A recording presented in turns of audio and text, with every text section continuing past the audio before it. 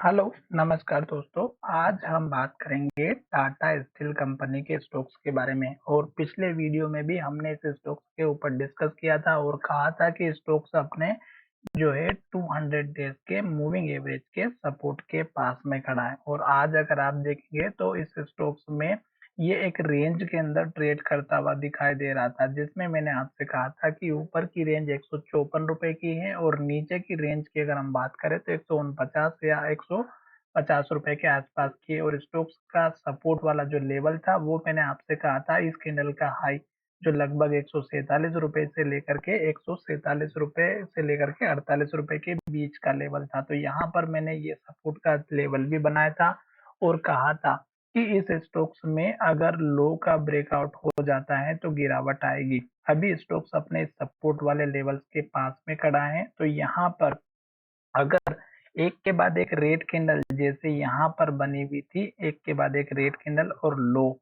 तो इसी तरह से अगर यहाँ पर फिर से बनती हैं तो पहला तो हमें इंतजार करना है कि स्टॉक्स में रेड कैंडल में एंट्री नहीं लेंगे, सबसे अहम और सबसे इम्पोर्टेंट बात।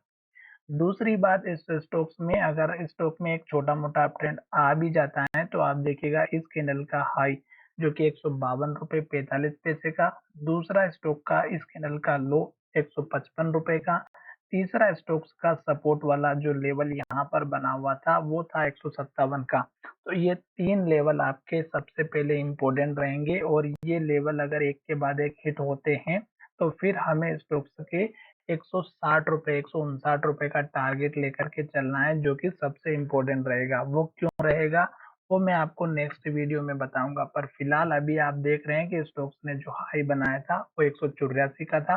फिर स्टॉक्स दोबारा हमारा इस हाई लेवल के पास आया। स्टॉक्स ने यहाँ पे इन्वर्टेड हैमर बनाई और जैसे स्टॉक्स ने इस कैंडल के लो का ब्रेकआउट किया, आप देख सकते हैं एक के बाद एक रेड कैंडल और लो बनाते हुए स्टॉक्स नीचे की तरफ आया। तो जब भी आप स्टॉक्स में एंट्री लेते हो तो आपको एक बात का ध्यान रखना है, जब स्टॉक्स हाई बनाता है और जब नीचे की तरफ आता है तो लास्ट का हाई और लास्ट का लो आपके लिए इम्पोर्टेंट होता है।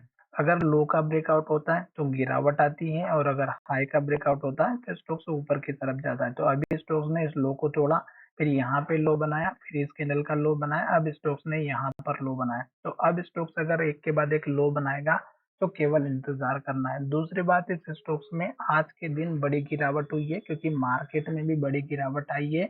अभी निफ्टी भी अपने सपोर्ट के पास में खड़ी है। अब अगर निफ्टी में गिरावट आएगी और इस स्टॉक्स में भी डेफिनेटली गिरावट आएगी तो आपको एक बात का ध्यान देना है कि रेड कैंडल में एंट्री नहीं लेना है, भले वो कितना भी अच्छा स्टॉक्स क्यों ना हो। हमें केवल इंतजार करना है। और आज के दिन अगर आप देखेंगे तो स्टॉक्स में जो गिरावट आई है, जितनी बड़ी रेड कैंडल बनी है उसके बेसिस पे स्टॉक्स में वॉल्यूम नहीं दिखाई दिया है। तो इसका मतलब ये हुआ कि स्टॉक्स एक दो दिन में रिकवर भी हो सकता है और स्ट्रॉन्ग सपोर्ट लेकर के ऊपर भी जा सकता है। मिनिमम से मिनिमम टारगेट भी अगर आप देखेंगे तो इसका 154 रुपए से लेकर के एटलीस्ट 157 रुपए के आसपास का देखने को मिल सकता है। तो चलिए वीडियो को यही विराम करते हैं। लेवल्स ऑलरेडी ड्रॉ करके रखे हुए थे तो मैंने यहाँ पे इस स्टॉक्स में कोई भी कुछ छेड़खानी नहीं की है। तो चलिए वीडियो को यही विराम करते हैं। धन्यवाद, मिलेंगे नए वीडियो में।